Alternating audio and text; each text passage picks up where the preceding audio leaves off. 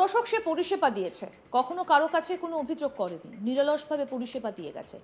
কিন্তু সবকিছুর তো একটা শেষ থাকবেই, তাই তারও এবার বিশ্রাম নেবার পালা। তাই এবার সে অবসর নিচ্ছে, আর তার অবসরকে যেন সেলিব্রেট করা হলো। তার বিদায়কে চিরস্মরণীয় করে রাখতে বড় উদ্যোগ নেওয়া হলো। বলুন তো কার কথা বলছি? ভারতীয় সেনার গর্ব MiG-21।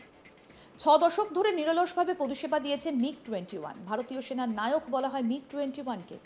এর অবসর অনুষ্ঠানকে স্মরণীয় করে রাখতে বিশেষ উদ্যোগ নিল ভারতীয় সেনা।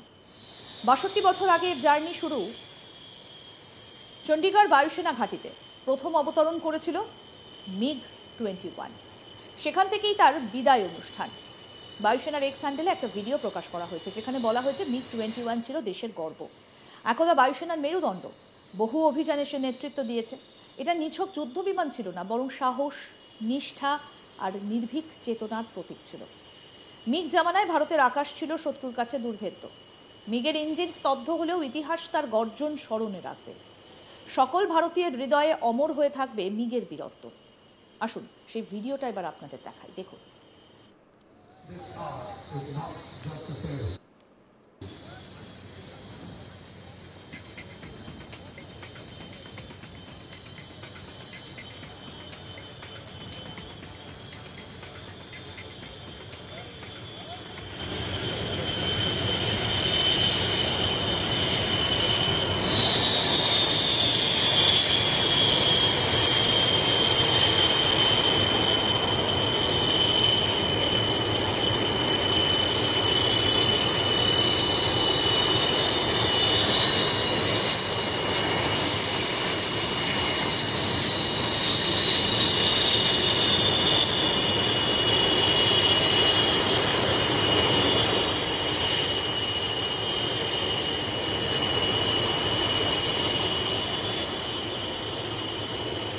এবার আপনাদেরকে বলি একটু MiG-21 জার্নি। 1965 ও 1971 সালে পাকিস্তানের বিরুদ্ধে যুদ্ধে মিগ যেভাবে পাক সেনাকে নাকানি চোবানি খাইয়েছিল, সেই প্রেক্ষাপট তৈরি করা হবে কৃত্রিমভাবে।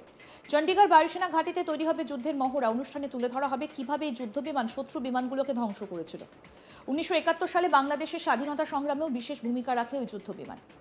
1 ইঞ্জিন বিশিষ্ট MiG-21 ছিল ওই সময়ের সব থেকে হালকা যুদ্ধ বিমান। শব্দের প্রায় দ্বিগুণ গতিতে ছুটতে পারত সোভিয়েতের এই জেট, আর তাই একে সুপারসনিক শ্রেণীর যুদ্ধবিমান বললে অত্যুক্তি হবে না। এতে তুলনামূলকভাবে কম শক্তি সম্পন্ন আফটার বার্নিং টার্বোজেট ইঞ্জিন লাগিয়েছিলেন সোভিয়েতের প্রতিরক্ষা বিজ্ঞানীরা।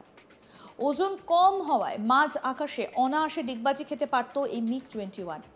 এই গুণ তৎকালীন যুগের আমেরিকান লড়াকু জেটগুলোর থেকে একে অতিরিক্ত শক্তি জুগিয়েছিল। সম্প্রতি এক প্রতীকী মিশনে শেষবারের মতো একটা MiG-21 আকাশে উড়েছে। রাজস্থানের বিকেনারের কাছাকাছি জায়গায় অবস্থিত লাল বিমান ঘাঁটি থেকে ওই ফ্লাইট পরিচালনা করেন ভারতের বিমান বাহিনীর প্রধান এয়ার মার্শাল AP সিং। সেই সময় বর্তমান সময়ের মতো রাডারের ব্যবস্থা ছিল না যুদ্ধের আধুনিক কৌশল। কঠিন সেই সময়েও MiG-21 ছিল অপ্রতিরোধ। পাকিস্তানের অসংখ্য যুদ্ধ বিমানকে ধরাশায়ী করেছিল বায়ুসেনার এই নির্ভীক যোদ্ধা। ভারতীয় বায়ুসেনার কাছে 900টা MiG-21 ছিল, যার মধ্যে 660টি ভারতে নির্মিত। দশকের পর দশক ধরে এই যুদ্ধ বিমানগুলি দেশ রক্ষার কাজ করেছে। সময়ের সঙ্গে সঙ্গে বাদ পড়েছে বায়ুসেনার এই পুরনো সদস্য। বর্তমানে 36টা MiG-21 রয়েছে সেনার কাছে। সবগুলিকেই অবসরে পাঠানো হবে 26শে সেপ্টেম্বর। তবে এই মিগের কিন্তু দুর্ঘটনার মুখে পড়ার রেকর্ড আছে। 1971 সাল থেকে প্রায় 400টি বিমান দুর্ঘটনা ঘটেছে এই বিমানে, যার জেরে 200 জনেরও বেশি পাইলট এবং 50 জনেরও বেশি নাগরিকের মৃত্যু হয়েছে।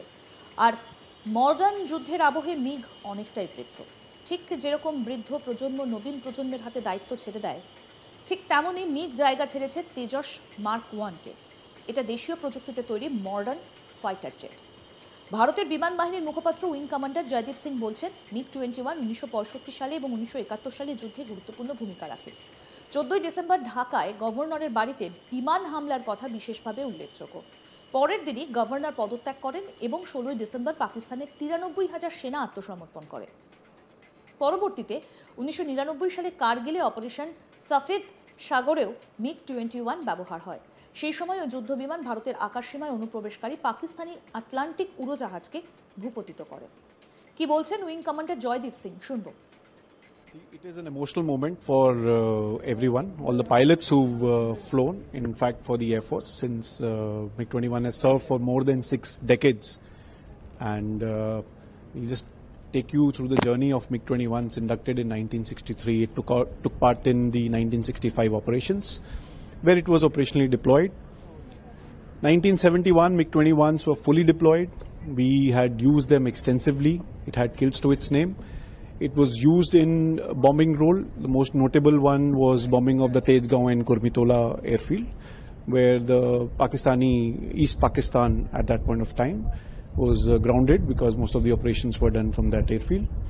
And of course, the attack on the governor's residence, which led to hastening the process of Pakistan surrendering with 93,000 POWs, as you already know, in East Pakistan.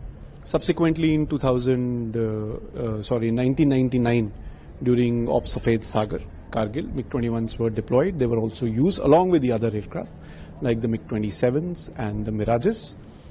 The images, you already know how their command and control centers were destroyed at those heights using an aircraft and weapons beyond the capability of the aircraft. This was done by ingenuity of the pilots and the way the training kicked in at the important moment. Subsequently, it was also deployed in various international exercises. It participated, and in Operation 2019 Balakot operations, Abhinandan had shot down an F-16, and as late as 2025 Operation Sindoor, it was deployed operationally. And now, after 62 years, we are here bidding by at the same place where it was inducted. It was inducted as first supersonic, and now Panther is the last squadron which I will be flying. Our Chief of Air Staff is also paying tribute by flying tribute to this aircraft by flying the last mission. There are two formations to be flying. One is Badal formation and one is Panther formation. And in the last formation, the LCA will be one. 6 দশক সে পরিষেবা দিয়েছে, কখনো কারো কাছে কোনো অভিযোগ করেনি, নিরলসভাবে পরিষেবা দিয়েছে। কিন্তু সবকিছুর তো একটা শেষ থাকবেই, তাই এবার তার বিশ্রাম নেবার পালা। এবার সে অবসর নিচ্ছে। তার অবসরটাকে সেলিব্রেট করা হচ্ছে, চিরস্মরণীয় করে রাখতে। MiG-21 ভারতীয় সেনার গর্ব। দেখুন একবার ভিডিওটা।